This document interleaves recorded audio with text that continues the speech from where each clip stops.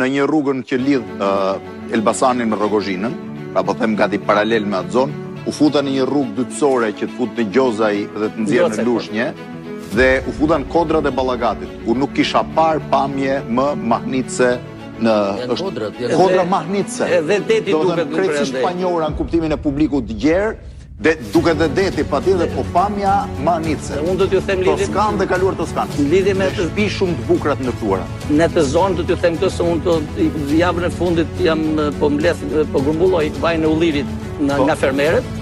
Edhe kam qenë pyse një javë në Ballagat, në zonën e Ballagatit, është diçka me të vërtet po jashtëzakonshme. Jo paralelishme me pjesën e Belgjit. Por për tokat e buta dhe për atë distancën e shkurtër që ka me detin, vija ajrore me detin, prodhon një vajzë super cilësor me aciditet gen 0,2.